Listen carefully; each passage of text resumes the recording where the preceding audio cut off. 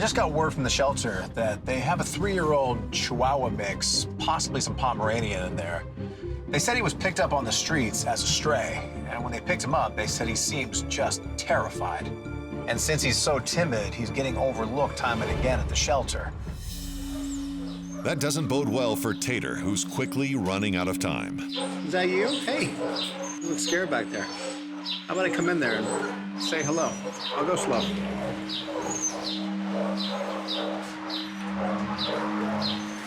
You want to come say hi? You're not sure? Here, I got something that'll change your mind. Here. Can I pick you up? I'm here. After a few treats, Tater starts to warm up and gives Brandon a glimpse of his sweet nature. There. You're a shy little one, aren't you? Yeah, you're not liking it here, are you? Let's get out of here.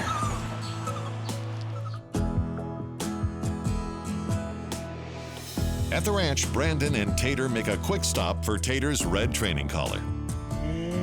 Beautiful. And then it's off to see if the Lucky Dog pack can coax Tater out of his shell. All right, buddy, go on. Go make friends. Welcome to the Lucky Dog Ranch. Despite a yard full of eager playmates, Tater isn't quite ready to jump in. This little dog's gonna need some extra love and attention. The kind of love and attention the Bettman family of Los Angeles, and young Ben in particular, are longing to provide. I'm Steve. I'm a composer. Married to my lovely wife, Julie. I'm a professor of education policy. We have 2 boys, Eli, who's 11, and Ben, who is 13. Ben has wanted a dog forever. I just want a dog that can be like my friend's dog. Sit with me while I do homework, cuddle with me on the couch, maybe get me to go outside a little bit because I can get stuck on the computer. Steve's parents have a dog right now, so every time that we dog sit when they go out of town, Ben has been the one who helps take care of the dog. Ben was going through the process of preparing for a bar mitzvah for many years, and that's, demanding. At the end of last year, he turned 13, and we decided that this was the right time. I can get a little lonely sometimes just being holed up in my room, so it'd be nice to have a dog with me. Ben's eager for a canine sidekick. But before Brandon can introduce this dynamic duo, he needs to fully assess Tater's talents, or lack thereof. Today I'll be doing Tater's assessment of his knowledge of the 7 common commands. Sit, stay, down, come, off, heel, and no. Come here. I'll take it easy on you. As always, the first thing I asked him to do was sit, and he actually knew it. Then from there, I asked him to lie down. You lie down? And he had not a clue what I was talking about. You know how to lie down? Do you lie down? No? Brandon runs through the other commands. You know the word no, no, no? Yeah, you don't know it. Do you come? Do you come? Is that a stay? You have no idea what I'm talking about, do you? And we heel. I know. You've probably never been on a leash before, have you? Throughout the assessment, one thing becomes crystal clear. You're terrified. This dog has obviously been a street dog for a long time. Everything about him, he's timid, he's flighty. He's always looking for the escape routes. It's gonna take a long time to bring this dog out of his shell. And we're in no rush, so right now I'm gonna forego any training and just get to know him a little better. Bonding with a skittish dog like Tater can be a bit tricky. At first, Tater looks for any escape, falling back on the instincts that protected him on the street. You were gonna be a tough one. But with time and patience, Brandon makes progress. You just kind of melt.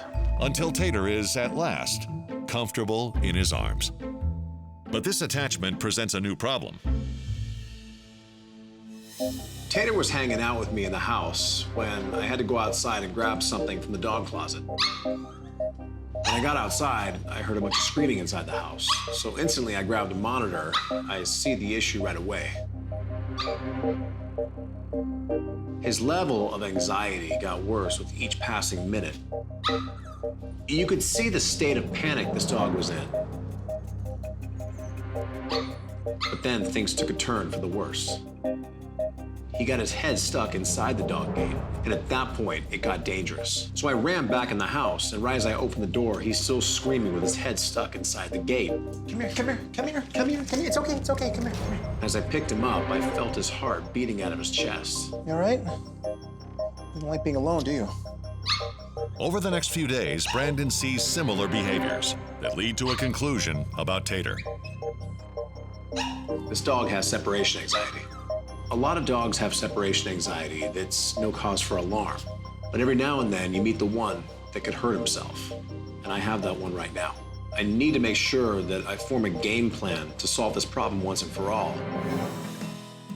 Tater has only been at Lucky Dog Ranch a short time, but his severe separation anxiety has already bubbled to the surface. Come here, come here, come here, come here, come here. To ensure this frightened pup doesn't seriously injure himself, Brandon bundles Tater up for a trip to the vet. Hey, Brandon. How are you? Hey, good. How about yourself? Good to see you. This is Tater. All right, so what's going on with this little guy? I picked this guy up a few days ago at the shelter, and he seems good so far, but after the checkup, I wanted to talk to you about a potential issue that I saw with him. Okay, good. Yeah, let's have a look at him and see if everything looks good. Maybe you can hold his head up here just like that. Dr. Garcia first examines Tater's eyes, then his ears. He also checks his heart, lungs, and stomach. You do a little orthopedic exam, and sometimes the hips and knees are a common problem in these little dogs, and I think he's fine. So, Brandon, you had some other concerns about Tater? Yeah, a few days back, I went outside to grab something. And the moment I went outside, suddenly I heard him wailing. It was a real serious scream. So I turned the monitor on, and I see he's running around the house, acting erratically. So I walk back in the house, he calms down. Next day, went outside again, and once again, same behavior. Checked the monitor, acting erratically. I did this for several days, and it appears to be separation anxiety. You're the vet, I'll let you decide that. Yeah, okay. He will hurt himself. He will start biting walls. He'll start scratching till his nails bleed. So from what you described, it looks like Tater's suffering from separation anxiety. My recommendation is to start him on a behavioral health supplement called Soliquin, which helps to support behavior and relaxation and helps with these anxiety-inducing situations. We'll try it out for 30 to 40 days and see how he responds. If we have any issues where he is still having these anxiety-inducing events, we can then recommend a prescription medication, and that may help with his anxiety if we need to go that route. Okay, great. All right, Brandon, so here's the Soliquin. It's one soft chew once a day for Tater's weight, and this works synergistically with a behavioral modification plan. Okay, great, but besides that, he has a clean bill of health, and it's good to continue training. Yeah, absolutely. Thanks, All Dr. right. Garcia. You're welcome. Take care. Good seeing you again. Make sure to talk to your veterinarian before providing any health supplements to your pet. Brandon's all set to tackle Tater's underlying anxiety issues, but there's still the question of finding him the right forever home. And that means heading into Los Angeles to sit down with the Bettman family. Hey, Brandon, come on in. Hey, guys. Hi, Brandon. Hello, Brandon. Welcome. What do you two do for a living? I'm a composer for TV and games, so I'm working at home all day. Be nice to have a dog that would keep me company out in the studio. How loud is this music in the studio is my first Not question. too bad. I keep it pretty low. And what about you? I'm a college professor nearby. I work at home a couple days a week. So is there anything specific that you'd like to do with the dog? It would be lovely to have him on my lap, although Ben will have to give me permission to do Yeah, that. I want to have him to hang out with me while I do my homework and stuff. So it sounds like the dog is mainly for Ben, am I correct there? Yeah. Yeah. Even though this will be a family dog, essentially it'll be Ben's dog. The parents both agree that Ben is old enough and responsible enough now to take on all the dog duties. Which means he'll be picking up after the dog and feeding him, learn a little responsibility. It'll be nice. Yeah, you know, it's not all just walks and fun and games. Yeah, I gotta Sometimes pick you up gotta the get the old dog bag out. You think you're ready? I think so. You think so or you know so? I know so. There you go. Right answer. So what about you? You're being all quiet over here. What do you want? So I'm looking for a decently sized dog, not too wild. So it sounds like you just want a really mellow dog just to have around the house. Yeah. I think I do have the right dog for you. He's a 3-year-old that I probably call him a mystery mutt. He's very mellow, just like you want, but there's one issue with him that just came up recently. I explained to them in detail about his separation anxiety and if they were open to welcoming a dog in their house that had this issue. Yeah, Well, I mean, after- I think we'll eventually help him overcome it. Remember, most separation anxiety is because the dog is alone in a house. And it sounds like you're the perfect family. There's always someone home. And given the fact that he's going to be at my place for a little while longer, he's getting used to me. He's getting used to my smell. He's getting used to my lifestyle. The day that he does come here, I want him to be familiar with all of you before he even meets you. And the way I do that is with the scent association. My question to you is, can I borrow this for the training? Yeah. Yeah, of course. In the meantime, I'm still dealing with that separation anxiety and see if I can get it under control. So I still have a long road ahead. So on that note, I'm gonna get back to the ranch and keep training, and I'll be in touch. Thank you, Brandon. Thank you. Thank you. All right, guys. Thank you. Tater is dealing with a severe case of separation anxiety. But the Bettmans are eager to welcome him into their home. I think we're the right family to help a dog overcome any kind of anxiety that they might have. And Brandon has a two-part plan to make sure Tater's ready for his debut. The way I'll be doing this is with a technique I love known as the scent association. I did a home visit with the family, and while I was there, I grabbed a blanket that had their scent all over it. Over the next few days, Brandon incorporates the blanket into Tater's everyday routine. At this point, Tater should be acclimated to the scent of his new family. With part one of the plan underway, Brandon can turn his attention to part two, helping Tater overcome his separation anxiety. When you have a dog with separation anxiety, it's often a very difficult thing to deal with. The secret is not giving up after trying one thing. This is why I like to do something known as the layered approach. And this is where I add element after element to try to figure out the solution to the anxiety altogether. Since we've already begun the scent association training with the blanket, I go ahead and lay that down. But I also lay toys down all over the floor. Often, one of the main reasons for dogs to have separation anxiety is just sheer boredom, and toys often solve that problem. So I go outside and start watching them on the monitor, and I see a little bit of improvement. Not a lot, but a little bit's better than nothing. So the next day, I add a compression shirt on him. Snug as a bug in a rug. The compression shirt gives the dog sort of a swaddling feeling, and this tends to calm them down in moments of separation anxiety. And again, I see a little bit more progress, but not where I want them to be. So the next day I add a music box that plays a special sequence of tones that dogs respond to and generally relax to. As I'm watching the monitor, I'm seeing that he's a lot more calm, a lot more comfortable. He's not nearly as anxious as he once was. Along the way, Brandon also provides Tater with behavioral support supplements. The combination of everything, the toys, the compression shirt, the music box, they all work hand in hand.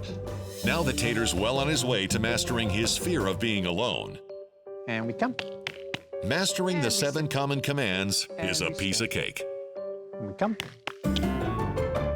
And we sit. And we heal. 3-year-old Tater has had a lot to overcome in his short time at Lucky Dog Ranch. But now that his separation anxiety is largely under control, it's time to see what else might trigger this ex-street pup's fight or flight response. The first thing Brandon checks out is how Tater acts around children. And even though he's never met this little girl before, Tater is as cool as a cucumber in her arms. But there's one more test that Tater must pass if he's going to fit in at the Bettmans' home. When I did the home visit with the Bettmans, I found out the dad is a musician. He even has his own home studio. This means things might get loud every once in a while. The question is, will the noise trigger Tater's anxiety? So today, Tater will be introduced to musical instruments that he just might hear in a studio. The first up was the guitar, and lo and behold, he really didn't care too much. And next up was the keyboard. He really didn't care. And last but not least is the one that I'd be the most concerned about, the drums. And the one thing I did notice is when the kick drum would hit, he would jump back a little bit. Enough times of this, though, he actually got over it. And this is what's called counter condition. And Tater, being a product of the streets, he can do the math very quickly on what's there to hurt him and what's not there to hurt him. He realized pretty quickly these drums were not there to hurt him. And by the end of the test, it was surprising to me. I looked down and Tater's actually dancing. With Brandon's patient care, Tater has conquered his debilitating separation anxiety and learned the 7 common commands. Good. Now it's time for all that effort to pay off. Tater's finally coming home to his forever family. It's been a long and sometimes bumpy road for Tater, but today's a big day for him. He gets to meet his new family. They were all in the backyard playing, so I decided to sneak up on them in the side gate. Tater! Surprise! Tater! Here, come over here. Oh my gosh, that's the cutest dog I've ever seen. Hi, bud. When I saw the whole family surround Tater, I knew that he was in good hands. Tater still does have anxiety, and I want his first impression to be a good one of his new family. Oh my goodness, I love him. Hi, bud. And after a while, Tater started feeling a little more at ease, a little less stressed. Well, he seems pretty calm in your lap. It's a good fit for you, Ben. Yeah. So I took time explaining to the family each and every product in my backpack, how it serves a purpose. The compression shirt, the toys, the music box. I explained to them in detail the steps that I wanted them to take. And I told them if they take these exact steps, he'll eventually settle into their house and be anxiety-free. He doesn't have any more anxiety with me, but now he has to start all over again. This is the difficult part. We're up for the challenge, right, guys? Yeah. When I saw Tater sitting there with his family, he seemed good. Through that blanket, he had met them weeks ago. He just didn't know it. But now he definitely recognized who he's sitting with. And at that point, it was a perfect opportunity for a wardrobe change. Tater has earned his green graduation collar. Nice. Magna cum laude. Oh, you made it. With honors. I'm just so happy to finally have a dog. Welcome to the family. Welcome to the family, Tate. Really couldn't have picked a better dog for us. So long, Tater. It'll be good. It's all yours, guys. Yay! The fact that he went right to Ben was amazing, and I was really excited. All right, guys. Bye, Brandon. Thank Goodbye. you so See much. ya. so Thank much. you. He's like better than I could have imagined. The shelter just contacted me, and they say they have about a year-old Maltese mix they picked up on the streets as a stray. They said when they found her, she was a mess. She was covered in grease and oil. Well, she's since had a good bath, and she looks much better. But now, unfortunately, she's stuck behind bars with her time running out quickly. So I'm gonna get down there and see what I can do.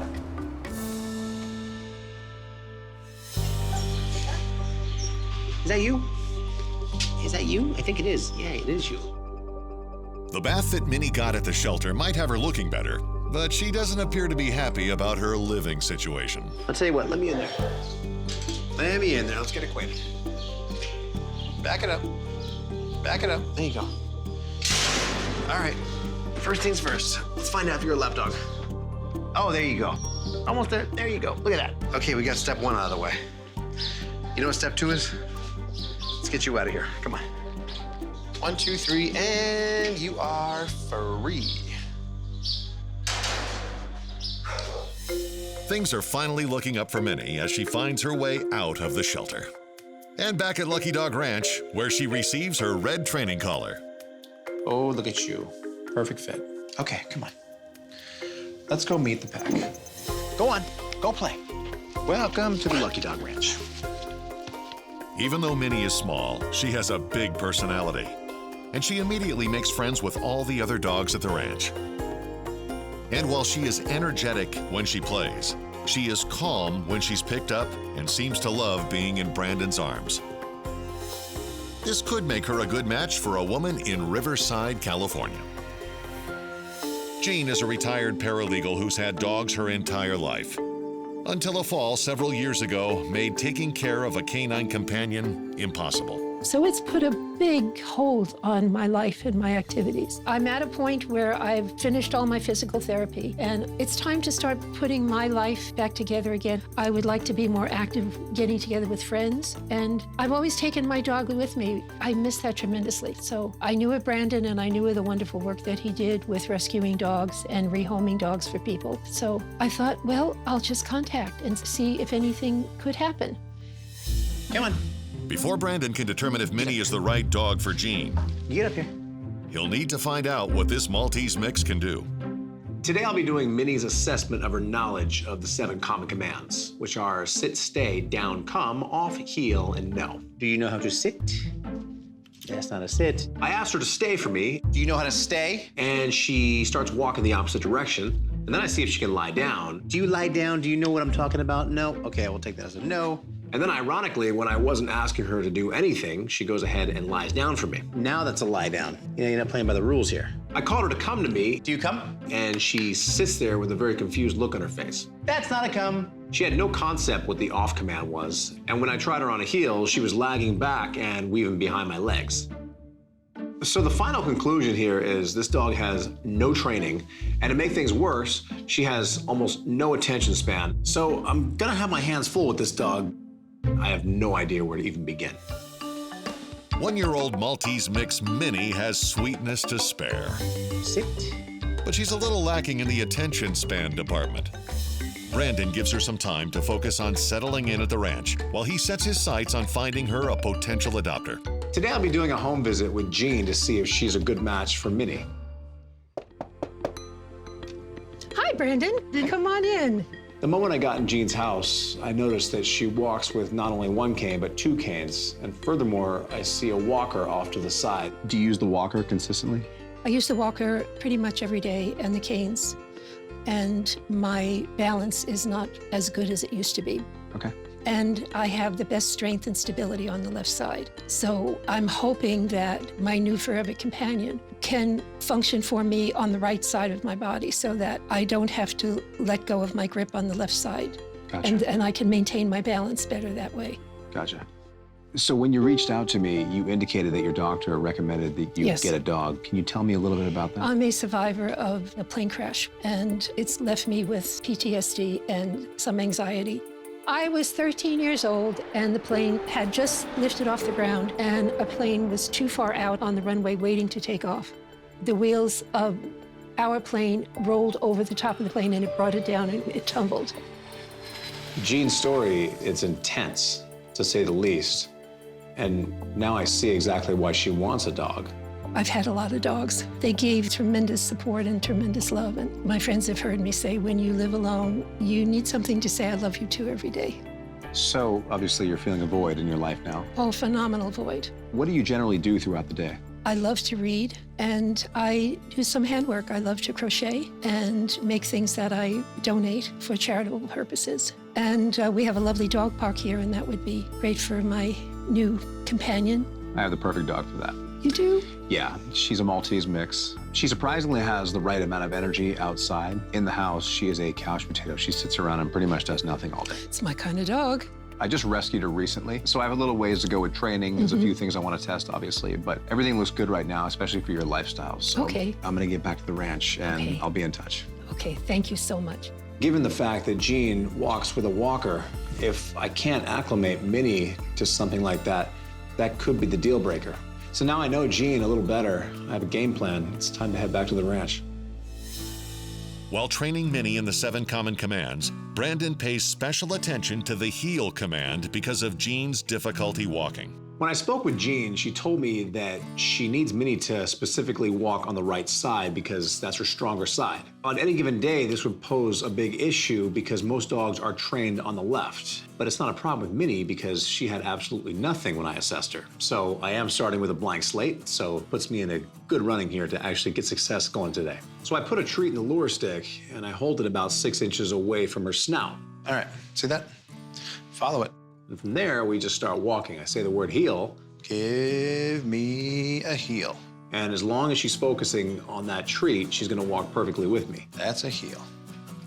So over and over, we did this in the barn, and by the end of the session, she was walking nice and smooth with me, understanding that the right side is where she has to heel. Perfect, perfect, perfect. Minnie has mastered the heel command. And Brandon's progress in training her on the remaining commands is moving slowly but surely. Good, there you go. Then, during a break, an entirely different challenge presents itself. I ran out for about 45 minutes to do some errands, and when I came back in the house, on my coffee table, I have this tray that holds my remote controls, and that was on the floor with the remote controls spilled out. Then I look over at the dining room table, and I notice that All my mail that was on the table is now on the floor. And furthermore, I have a vase with flowers that always sits in the middle of the table that is now pushed over to the edge, dangerously close to the edge. So I look at the footage from the security camera in the living room, and the guilty one is Minnie. This is not a bad habit that I simply want to turn my back on, because this could get dangerous in the long run. I have to train this out of her system ASAP. There's a lot of different ways you can train a dog to not counter-surf, but there's one unit that I love using in situations like this. The unit has a sensor in it that senses vibrations, that when you put it on the countertop, the dog's paws hit that countertop, instantly it emits a loud tone. So all I do is I place the unit on the dining room table where she was just up on a few hours ago. And from there, I step outside and I start viewing the monitor live. She jumps up on the chair and her paws hit the top of the table.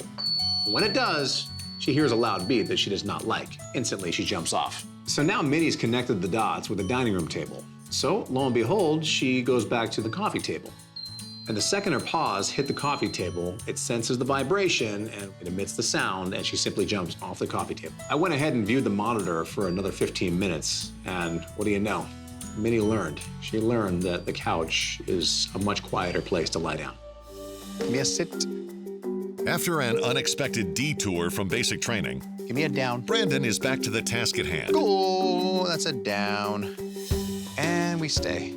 With dedication and practice, he helps Minnie master all 7 common commands. Minnie, come on. But training isn't over for this Maltese mix. There's still work to do in preparing her for life with her potential adopter. When I went to Jean's house, I noticed that she answered the door with a cane. And as the conversation went on with her, she told me that she walks around with a walker. So there's obviously 2 things that I have to acclimate Minnie here for. Number 1, a cane, but more importantly, the walker. So I start with the cane, and the first thing I do is I give her the idea that this new object that most likely she's never seen could, every once in a while, fall. It might just do that. She doesn't run, she's not scared. This is exactly what I want to see. And then from there, we simply take a walk around the barn. Simple enough, she's not intimidated by the cane. The walker I approach with much more caution because it's a lot bigger and it could potentially do a little damage. I walked her around it. I showed her that there's a new object most likely you've never seen. And then from there, I just move it a couple inches until eventually I start moving it left and right. Now she knows this new object moves. But she has to learn a few vital things here. Number 1, she has to move with the walker whatever speed it's moving. So all I do is I take a leash and tie her to it, and now when I walk, she has to move with the walker as if she's organically connected to it. Perfect. Look at you. After showing that she can keep pace with the walker, Minnie learns how to stay out of the way when it turns corners. Perfect. And by the end of the session, Minnie understood that the walker was no different than the heel. She now is acclimated to the walker. From there, Minnie has a few more tests to pass. First, because Jean uses a basket on her walker, Minnie must learn to be comfortable occasionally riding in one. Next, Brandon takes Minnie with the walker out in public to test her skills in places where there might be distractions. And lastly, because Jean also plans to take her dog on road trips to visit friends, Brandon takes Minnie on a practice drive. A test that she passes, quite literally, lying down. Minnie. Minnie has completed her training at Lucky Dog Ranch, which has included a course in navigating with a walker. There you go. As a reward for all of her hard work, Brandon treats the dog to a spa day. Hi, Brandon. That's an improvement. She can see. She can see and she smells great. Look at you. Look at you. I recognize you. There's another reason for Minnie's trip to the groomer. Brandon wants her looking her best to meet someone special. Today's a big day, not only for Minnie, but also for Jean. It's the day they get to meet each other and form a new forever family. Jean was sitting out on her back porch, and I decided to sneak up behind her and give her a little surprise. Hello. Hi. Oh, my goodness. I knew I'd surprise you. This little black nose and all this white hair. I just fell in love. Fell in love with her. Hi. You'll be happy here. And I thought how absolutely beautiful she was. And you could see the gentleness. You could just feel the gentleness coming off of her. And when he put her in my arms, you could just feel her melt. So what do you think? absolutely perfect. What do you say we take her for a walk and show her the neighborhood? Okay. Come on. As I'm watching them walk together, I watched Minnie slowly but surely become her dog. I slipped right back into being able to do this and seeing that I can do this on a daily basis. I felt comfortable and I felt secure with her with me, and I felt at ease with her. And at that point, I'd definitely seen enough, and it was time for a wardrobe change. You know what that is? You've graduated. What an honor. Here we go, sweetie. Look what I've got for you. This is a big girl collar. You've graduated, honey. And at that point, it was time to say my goodbyes. Typically, there's a weaning process that happens here because the dog has been trained by me for so long, and they're looking over at me, wondering who this new person is. But when Jean took the wheel, Minnie knew right away who she was. Thank you, Brendan. Take care of her. Thank you, I will. I promise. Indeed, Minnie has found her person, and Jean, in turn, has found a forever companion. Just the knowledge that I have her to do this with me again. This is a major step forward for me to be able to get back out there again. And I'm so happy, I'm so relieved, and so thankful. From hopeless to a home, that's my mission.